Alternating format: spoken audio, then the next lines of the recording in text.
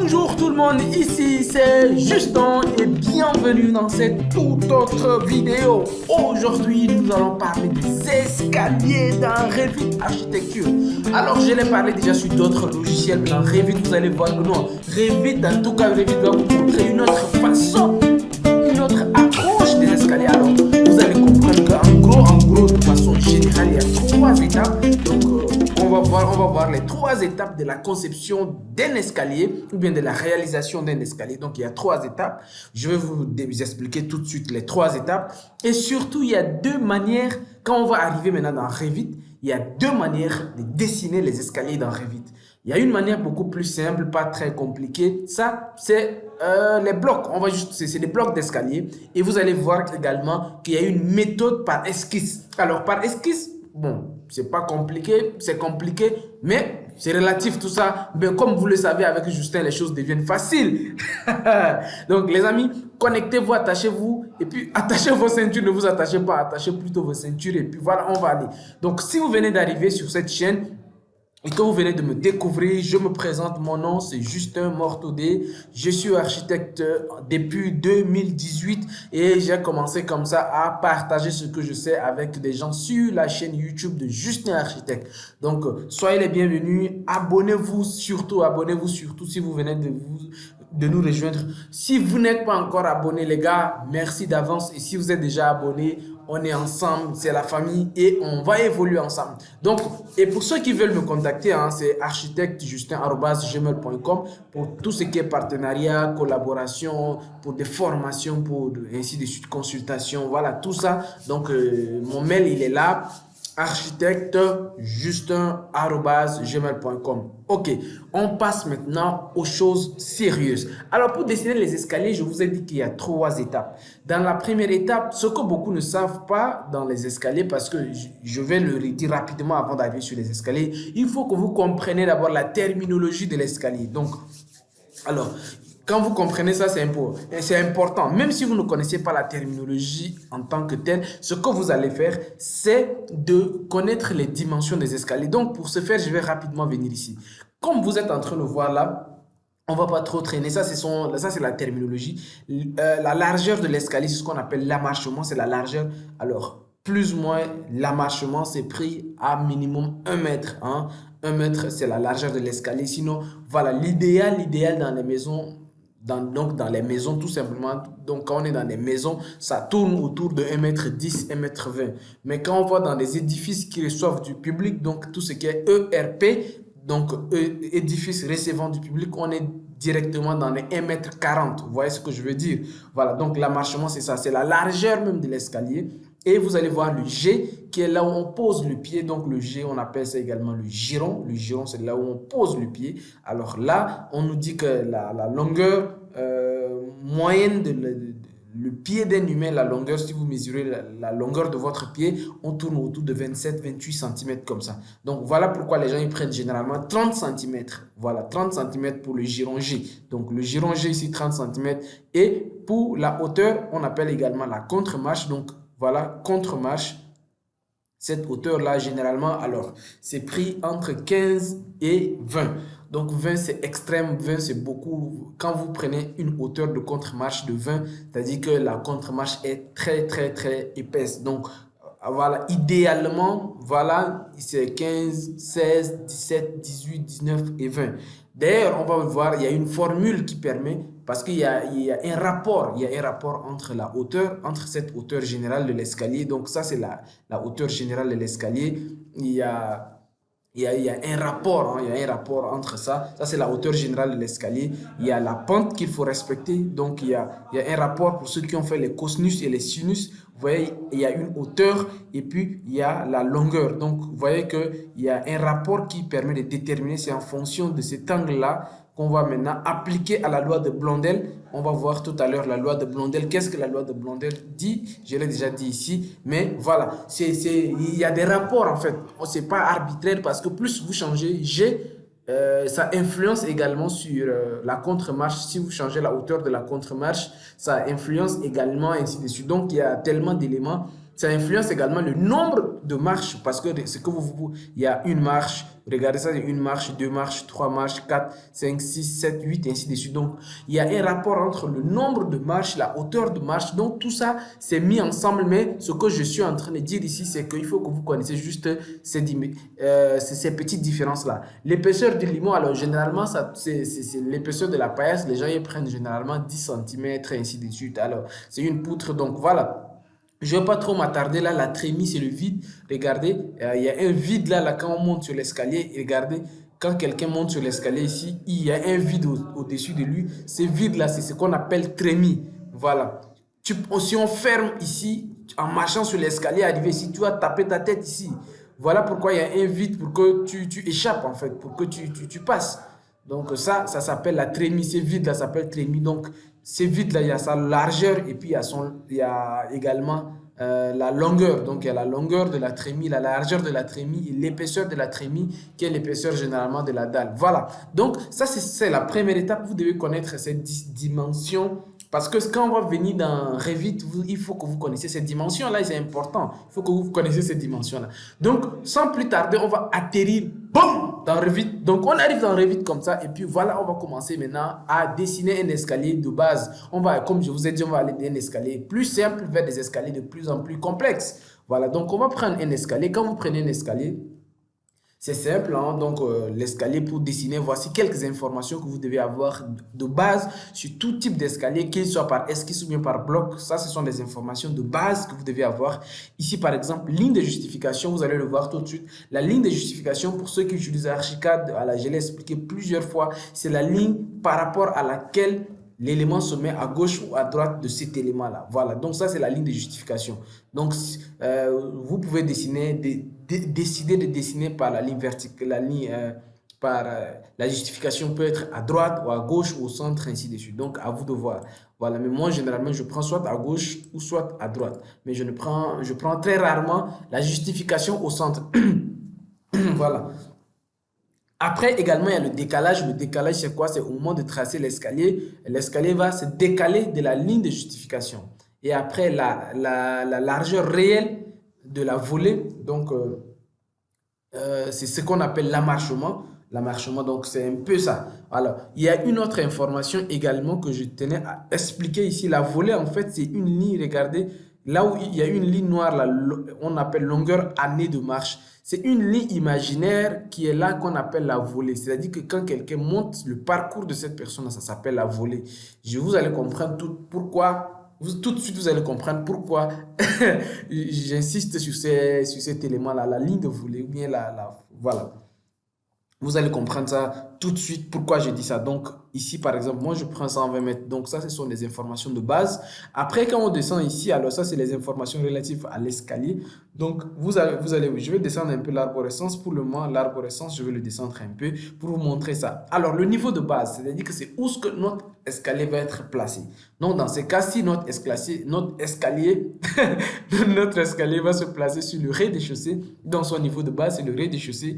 Mais le décalage, alors, le décalage inférieur, vu que le rez-de-chaussée est son niveau de base, le décalage donc entre le rez-de-chaussée, donc l'escalier va se situer à quel niveau? À vous de voir. Donc, si vous êtes à un niveau 30 du rez-de-chaussée que vous voulez placer votre escalier sur, donc l'escalier va se décaler de 30 cm, ainsi de suite. Et voilà le niveau inférieur. Est-ce que l'escalier arrive à l'étage? Donc le niveau supérieur, c'est-à-dire que l'escalier quitte le rez-de-chaussée, arrive à l'étage. Sauf qu'il ne quitte pas le rez-de-chaussée pile poil, mais il le quitte à un décalage, c'est-à-dire qu'il y a un décalage de plus ou moins. Donc c'est à vous de spécifier ça. Voilà.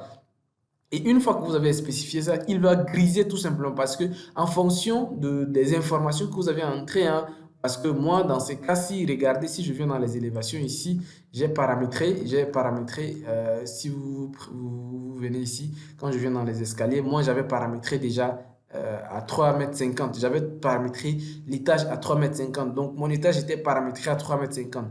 Voilà pourquoi quand je soustrais, donc l'escalier ne va pas commencer ici. 0, 0, mais il va commencer un peu plus haut ici parce qu'il y a un décalage que j'ai j'ai imposé de 30. Donc, l'escalier ne va pas commencer pile poil au niveau 0, 0 ici, mais l'escalier va commencer un peu plus là, parce qu'il y a une marche, il y a deux marches, et l'escalier sera placé sur la deuxième marche. Donc, il y a un décalage inférieur de 30 cm. C'est ce que ça veut dire. OK? Donc, quand il y a un décalage, regardez, elle est moins 30, donc quand il soustrait moins 30 de 3,50 m, il ne restera que 3,20 m. Et là, vous n'avez pas, Revit comprend, vous n'êtes pas obligé de lui dire que bon, Revit écoute, j'ai 3,50 m, donc si je soustrais 30 mètres, il va rester. Non, non, non, Revit comprend, il dit que non, ok, si tu as fait ça, moi je comprends, et puis voilà, je vais griser ça à 3,20 m. C'est ce que Revit a fait ici. Après, on vient au niveau du nombre de marches. Donc, je vais redescendre au rez-de-chaussée. Vu qu'on est ici, je suis en train d'expliquer encore les principes. Alors, à ce niveau-ci, ce qui se passe, vous mettez le nombre de contre-marches. Donc, moi, par exemple, sur les 3,20 m, sur les 3,20 m que j'ai, je sais que je peux avoir jusqu'à 20 marches. Et quand je mets 20 marches, alors, qu'est-ce qu'il me met ici? Il dit que, bon, ok, si tu mets 20 marches, ce que tu peux faire. Donc, en fait, il te guide en fait. Quand tu mets 20 marches, moi je dis que non, 20 marches, mais je veux 30. Non, non, je veux voilà, je veux 30. Là où on pose le pied en fait, c'est ce que je vous disais. Donc je mets 30, c'est qu'il me dit, ok. Donc, voici un peu le résumé de ce il vous dit, c'est ce que Revit est en train de vous dire. Il dit que, ok, tu mets ton truc au rez-de-chaussée et ça arrive à l'étage. Mais comme tu ne commences pas du niveau 0, tu commences à un décalage de 30, tu auras 3,20 m, la hauteur de ton escalier. Voici ce que ça veut dire. Maintenant, la hauteur de cet escalier, c'est-à-dire que là où l'escalier commence, la hauteur totale de l'escalier, là où l'escalier commence, c'est ce que Revit met ici, il dit que là où l'escalier commence, la hauteur de ça, c'est 3,20 m. Je dis que d'accord, donc je connais, j'ai ma hauteur. Maintenant, il me dit que, ok, avec ça, avec les 3,20 m qui vont te rester, si tu veux avoir 20 marches avec une hauteur de 16, ou bien si tu veux avoir 20 marches, parce que vous ne pouvez pas tout changer. Vous pouvez changer un élément. C'est pour cela que je vous disais que les éléments sont fonction l'un de l'autre. Vous ne pouvez pas changer la hauteur actuelle parce que il connaît que, ok, vous avez 23,20 m et vous voulez 20 marches avec la profondeur de cette distance-là. Donc, il vous dit que non, si c'est ça, ce qui est possible de faire, la hauteur, ça ne peut être que 16.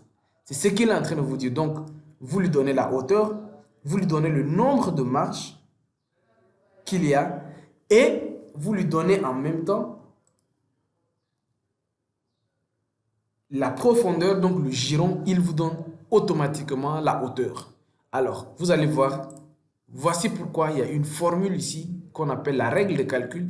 Dans la règle de calcul, vous avez ici 2G, donc 2 fois la hauteur, plutôt 2H, donc 2H, plus G, le giron, la profondeur, donc 2H, plus G égale à 60 à 63, est égal à, bon, ici, dans ces cas-ci, c'est égal à 64. Mais dans la règle de Blondel, il y a un monsieur qui s'appelle Blondel qui a mis sur pied une formule qu'on appelle la règle de Blondel qui dit que 2H plus G égale à 60 à 64. Dans ces cas-ci, avec tout ce que nous venons de mettre là, avec tout ce qu'on vient de mettre là, ça fait 63. Donc, on respecte toujours la règle de Blondel. Bref, vous avez compris. Donc, ça, c'est le premier élément. Je vous disais tout à l'heure que ça c'est plutôt le deuxième élément. Je vous disais tout à l'heure qu'il y a 3 éléments. Le premier élément, c'est de connaître déjà la terminologie. Le deuxième, c'est d'entrer les informations, comme ce qu'on vient d'entrer là. Donc, on vient d'entrer les informations. Ces informations qu'on vient d'entrer là seront identiques pour quelle que soit la forme de l'escalier qu'on va dessiner ici. C'est-à-dire que si je prends un escalier circulaire comme ça, regardez, quelle que soit la forme de l'escalier que j'aurai ici, si je prends un escalier circulaire comme ça, quelle que soit la forme de l'escalier, vous allez voir qu'il va respecter les critères que j'ai posés ici. Ça, c'est très important à comprendre. Je valide. Il va toujours respecter ces critères-là. Si je prends un escalier, c'est-à-dire que quel que soit le type d'escalier, donc comprenez vraiment, si je fais copier à l'identique, il me donne une autre possibilité. Je vais valider ou bien je décide de dessiner un autre escalier. Regardez, quelle que soit la forme d'escalier que je vais dessiner. Donc, ça, je vais passer en 3D pour voir ce que je viens de faire. Voilà. Voici ce que je viens de faire. Donc, si vous voyez bien, l'escalier qui est là choisi respecte. Alors, il faut que je vienne en élévation pour que vous compreniez tout ce qui est en train de se passer. Alors, rapidement, je vais revenir en rez-de-chaussée parce qu'il y a... bon, pour que ça soit beaucoup plus simple, je vais mettre une coupe. Je vais mettre une coupe ou une élévation, hein, parce que c'est la même chose. Si je veux également une coupe, c'est une élévation, je peux revenir ici, mettre une coupe. Voilà. Et si je vais à la vue, vous allez voir ce que je vous disais tout à l'heure. C'est-à-dire que si vous mesurez, avec tout ce que j'étais en train de vous dire, hein, donc quel que soit ce que vous allez faire ici, vous mesurez ici, vous allez voir, c'est toujours... En fait, ça va être respecté, en fait, ce que j'étais en train de vous dire, parce que c'est ce que lui, il a pris en compte. Regardez, si je prends l'escalier ici, les 16 que vous voyez ici, là, c'est ce qu'il a bloqué ici. Il a bloqué ici. Parce que quel que soit le type, qu'il soit l'escalier soit circulaire ou bien l'escalier soit droit, il va garder les hauteurs à 16, il va garder le nombre de marches. Si vous comptez le nombre de marches, si vous comptez, vous allez voir que c'est 20 marches, ainsi de suite. Donc, tout ce qui est ici va rester. Que l'escalier soit circulaire, droit ou quart tournant ou bien ainsi de suite. Donc, voici les deux premières phases. Maintenant, la troisième phase, c'est le dessin même de l'escalier. Voilà, maintenant, la forme de l'escalier. Ça, c'est important. La forme même de l'escalier, il faut maintenant que vous le dessinez. Donc, je vais tout simplement supprimer tout ça là. Je vais également supprimer cette coupe-là. Oui. Je vais supprimer maintenant et on va revenir même sur l'escalier proprement dit. Donc, je vais prendre un escalier. L'escalier proprement dit. Et je vais, voilà, je voulais droit, ainsi de suite. Voilà, premier étage. Bon, je vais faire un décalage de 30. Et que, voilà, ici, je mets 20. Et là, au plat, profondeur, je mets 30. Donc, voilà. Et maintenant, je viens maintenant sur les deux méthodes de dessin ou bien les deux méthodes de construction de l'escalier. La première méthode, c'est ce qu'on appelle les blocs, donc ou par composant. Voilà, c'est la même chose, c'est la même chose. Il suffit de prendre ça, de tracer. Donc, vous regardez, je trace, c'est des blocs, hein, donc je peux... Donc, au moment où je trace, regardez, vous pouvez dessiner, donc là, une marche, deux marches, et regardez en bas ici, qu'est-ce qui se passe? Il me dit que je viens de faire 5 contre-marches. Effectivement, si vous comptez 1, 2, 3, 4, 5, il y a 5 contre-marches qui sont dessinées. Et comme vous avez vu tout à l'heure, on aura 20 marches. Donc, il dit qu'il y a 5 contre-marches créées, il reste 5 marches restantes. Si je veux, j'ajoute. Et dans ce cas-là, je suis en train d'aller vers un escalier droit, l'escalier le plus simple. Et regardez là, il me dit, j'ai fait 20 contre-marches, 0 restant. Donc, si je finis de cliquer, j'arrive à ce niveau et c'est fini. Je viens de faire un escalier droit comme ça et je valide. Là, je viens de faire un escalier droit avec les comptes, avec tout ce que j'avais mis ici. C'est comme ça. Maintenant, si je veux, je reprends un escalier et dans ce cas-ci, alors, je reprends un escalier et puis, bref, vous avez compris. Ou bien je peux faire... Non, je sais que vous avez compris. Donc, je ne vais pas trop maintenant m'attarder sur ces détails-là parce que je sais que vous avez maintenant compris. J'applique et dans ces cas, si aujourd'hui, par exemple, ce qui va se passer, je vais dessiner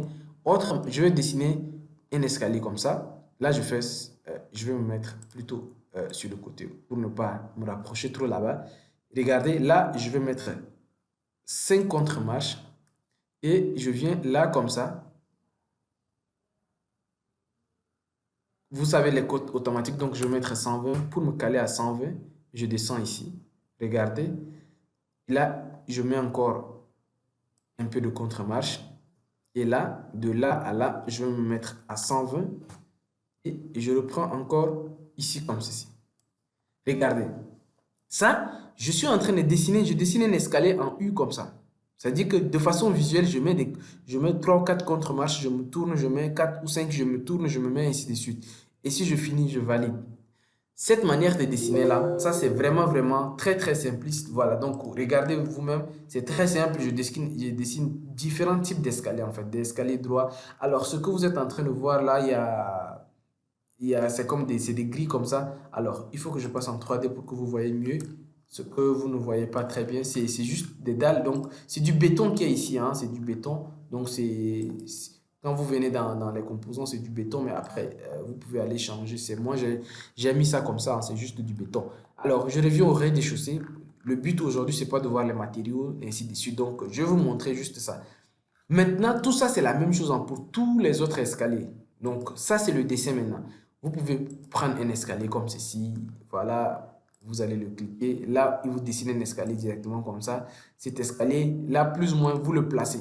Voilà, vous placez, vous validez, vous placez, vous validez. C'est vraiment, voilà, après, ça devient un jeu, quoi. Mais en fonction, bien sûr, c'est en fonction de ce que vous avez prévu. Maintenant, ça, c'est ce que je dis que c'est relativement simple, hein, c'est relativement simple. Maintenant, je vais tout sélectionner ça. Je vais sélectionner ça et je vais supprimer ça. Alors, je sélectionne tout ça et je vais supprimer. Je laisse celui-là. Maintenant, avec celui-là, vous allez voir qu'on peut aller plus loin. Alors, pas que je peux. Alors, on peut aller plus loin. Je le sélectionne. Vu déjà que le temps nous est imparti, il suffit de cliquer 2 fois dessus ou bien venir alors, avant ce que j'avais fait, vous pouvez cliquer 2 fois dessus parce que si vous avez suivi mes dernières vidéos, j'ai expliqué pourquoi. Moi, je ne sais pas si vous, normalement, quand vous cliquez 2 fois, normalement, ça vous donne la possibilité de modifier directement l'escalier. Pourquoi? Parce que dans les options ici au niveau de l'interface utilisateur, on avait déjà dit en fait la signification de double-clic, option de double-clic. Et quand vous voyez escalier, quand j'ai mis escalier, quand je fais double-clic sur l'escalier, soit il va rien faire, si vous dites rien faire, je fais OK, vous allez voir. Si je fais double-clic sur l'escalier, il ne va rien faire. Je vais faire double-clic pendant 1000 ans, rien ne va changer. Parce que j'ai dit que ça c'est vous qui paramétrez ça. Maintenant, si dans les options ici de l'utilisateur, vous dites ici, vous personnalisez et que vous dites que OK, si je fais un double-clic sur l'escalier, modifie l'élément. Donc voilà, l'escalier modifie l'élément. Voilà pourquoi ici maintenant, si je fais double-clic sur l'escalier, il m'amène directement à la modification de l'escalier. Et maintenant, à la modification de l'escalier, encore, je peux continuer à modifier, ainsi de suite. Donc, voilà, c'est beaucoup de choses qu'on peut continuer à modifier. Alors, il y a un élément ici, vous voyez modifier l'esquisse parce que cet escalier-là, ce qui s'est passé ici, c'est que je ne l'ai pas dessiné par esquisse. Et c'est là où ça nous amène maintenant à comment modifier l'esquisse. Donc, ce que je vais faire maintenant, je vais valider ça. Je vais valider et on va dessiner notre escalier. Je peux revenir dessus et sélectionner l'escalier et demander ici, on va dire qu'on va... C'est-à-dire que comme on l'a dessiné sans esquisse, on peut dire que ok, on va le convertir. Maintenant, ça va devenir comme un escalier qui a été fait par esquisse. Dans ce cas-ci, quand je vais sélectionner, il va me demander maintenant de modifier l'esquisse. Quand je vais modifier l'esquisse, à vous de voir maintenant, vous pouvez faire tout type d'escalier que vous voulez. C'est-à-dire qu'en partant de cet escalier simple, là, vous pouvez modifier des choses. Vous pouvez modifier des choses. Par exemple, moi, par exemple, un exemple, hein, ça c'est juste un exemple que je suis en train de vous donner. Je vais me mettre ici, voilà, comme ça, et je fais quelque chose comme ceci. Et je vais faire tout simplement échappe. Je fais ça et je fais quelque chose comme ceci aussi. Voilà. Alors là, je vais plutôt le supprimer. Je vais prendre ça et je vais faire tout simplement un miroir avec sélection de cet axe-là. Donc, je vais prendre juste cet axe-là. Je vais le faire un miroir là-bas. Alors, après cet élément, je vais le supprimer. Je supprime et je prolonge ici tous ces éléments. Je prolonge ici, je prolonge.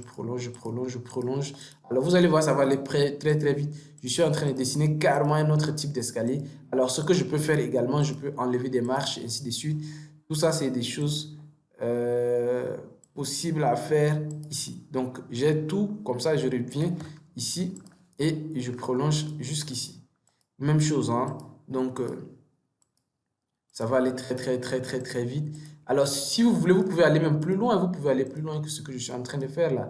Ça dit que là, je fais des trucs très simples. Hein. C'est très simple ce que je suis en train de faire. Mais si je valide, alors s'il n'y a pas d'erreur, parce que je l'ai très bien dessiné. Et si je valide, vous allez voir que là, j'ai un autre type d'escalier. Si on va le voir en 3D, Voilà, j'ai un autre type d'escalier. Carrément, je change ce que je fais et je me retrouve avec un autre. Voilà, c'est carrément autre chose, ainsi de suite. Ça, je suis allé sur la base d'un escalier normal pour le convertir en un escalier que je veux. Vous pouvez, la même chose en vue 2D, vous pouvez aller d'un escalier très simple, vous pouvez aller sur la base d'un escalier très simple, faire quelque chose de très simple comme ça, vous mettre là, vous faire un quart tournant. Là, je ne l'ai vraiment pas beaucoup modifié. Et si vous validez, regardez, vous validez un escalier, mais après vous faites double-clic et vous pouvez aller sélectionner comme ça l'escalier. Si vous sélectionnez votre escalier, vous pouvez tout simplement convertir et vous convertissez tout ça sur la base de l'esquisse et vous allez modifier des éléments, modifier. Même par exemple, là, je ne vais rien faire, mais par exemple, cette partie-là, je vais convertir et modifier. Donc, tout ça, ce sont des choses qui sont possibles. Regardez, vous pouvez être là et modifier, faire quelque chose comme ça. Regardez, tout ça, c'est des choses que vous pouvez le faire. Donc, après, à vous de vous amuser. Et puis, voilà. Essayez des choses, quoi. Vous voyez ce que je veux dire? Et je valide. Bon, on va refaire quelque chose d'assez simple. On va refaire quelque chose d'assez simple. Vous donnez une limite ici. Donc, je vais faire quelque chose de calculé. Maintenant, je peux refaire la même chose, mais de façon calculée. Voilà. Je prends ça, je vais faire quelque chose de comme ça. Je dis que je vais rester peut-être dans à cette échelle-là, parce que aussi la hauteur, je vais faire quelque chose de comme ceci. Et après, je vais reprendre un arc. Voilà. Je vais faire quelque chose d'assez raisonnable et après, je peux décaler. Je peux décaler de 1 mètre. Voilà. Je fais quelque chose d'assez raisonnable, de simple. Ça, j'étais sur des limites. Je reviens sur des contre-marches. Et sur des contre-marches, je fais quelque chose comme ceci. Et je peux copier, hein, c'est possible. Ou bien je peux tout simplement décaler. Je peux décaler de 30. OK? Je peux décaler de 30. En fait, là, je fais quelque chose maintenant de raisonnable. Le truc serpenté que j'avais fait tout à l'heure, là, c'était juste pour vous montrer qu'on peut faire également des choses compliquées. Alors, quand c'est vert, ne dessinez pas avec vert, dessinez toujours avec des contre-marches. Quand vous dessinez contre-marche, dessinez des contre-marches. Ici, peut-être, c'est aussi des choses. Ce que j'avais fait avant, c'était trop compliqué. Il se peut que, voilà. Voilà, des choses comme ça. Qui font en sorte que je n'étais pas. Mais voilà. Bref, vous avez compris, je prends une limite. Il me reste 9, donc je vais faire contre-marche. Contre-marche. Contre-marche. S6, contre-marche. Contre-marche. Contre-marche. Contre-marche. Contre-marche. Il me reste 1. Et là, je valide. Il dit que impossible. Alors, je vous disais tout à l'heure, ce que j'ai oublié de faire, c'était ici. C'était de dessiner aussi. C'est très important. Si vous le dessinez, ça passe pas. Je vous l'ai déjà dit. Voilà. Et après, je dessine ici pour finir la trajectoire. Voilà, il fallait dessiner la trajectoire. Donc, si je finis avec la trajectoire, voilà, je dessine une trajectoire comme ça et je valide. Tout simplement. Alors, ce que je suis en train de vous expliquer, c'est très, très important pour que vous compreniez. Regardez, je dessine ce que je veux. Donc, ça peut vous amener comme ça à avoir beaucoup d'idées Revit. Hein. Vous voyez, tout ça, ce sont des choses possibles dans Revit.